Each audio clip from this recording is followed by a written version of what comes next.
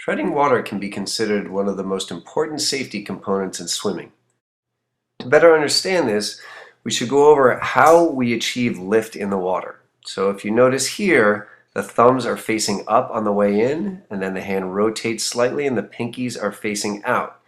So when the arms move back and forth, especially on the way in, that water is going to come in off the palm and push that water down. If the water is getting pushed down, that means your body is getting pushed up. Thank you, Sir Isaac Newton. So there you can kind of see how the pinkies are forward. And then again, we see that rotation where the thumbs come up. Okay. And then we see going back out in real time, forward and back, forward and back, forward and back. So having your pinkies slightly out on the way out and having your thumbs slightly up on the way in helps get this lift. So that is what actually keeps you up in the water. Coincidentally, it is also what moves you forward when you're sculling horizontally. And there will be a correlated video for that. Now if you see, what we're doing is we're just going with a nice up and down motion.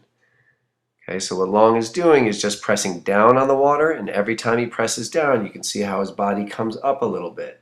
And it's very subtle, he doesn't have to expend a lot of energy, just a little bit, pressing down. Now you can see it from the side view. And then the hands just come up lightly, press down. You can see his body go up.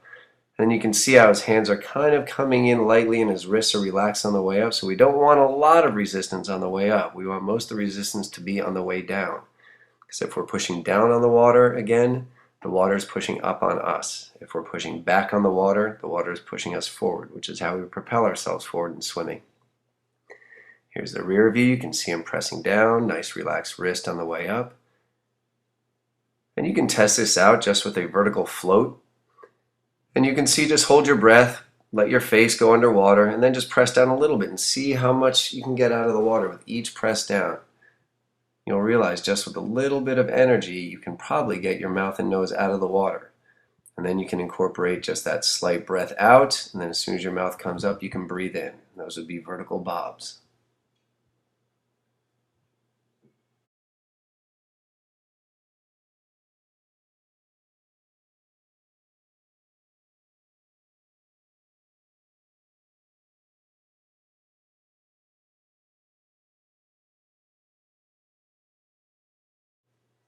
And when we see it in real time, okay, it still looks reasonably slow. You can just see there's that nice little bit of effort going out and in from all directions.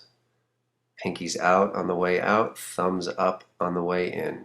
Pinkies up on the way out, thumbs up on the way in. Not completely vertical. We do not want to go completely vertical. If we go completely vertical, all you're going to be doing is either pressing the water straight into you and then pushing it back out. You're not going to be getting that lift. We want to get that lift. And again, this is just the pressing down in real time. And he's just kind of getting a good feel of that water.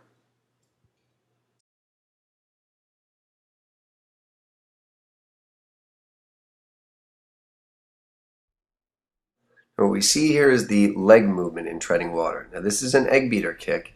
You do not have to do an egg beater kick. You can do a freestyle kick, a breaststroke kick, a butterfly kick, whatever you like. Anyone will work as long as we're staying above the water.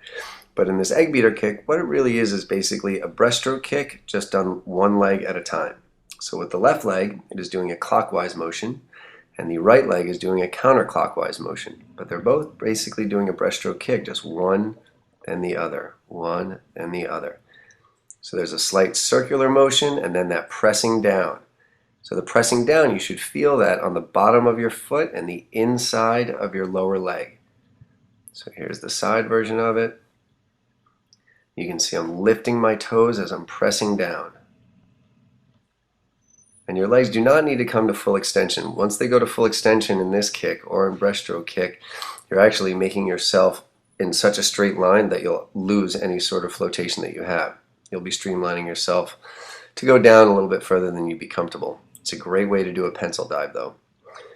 So now we just look, that leg goes down, lifts up, presses down, lifts up, and I'm relaxing the ankle as it comes up.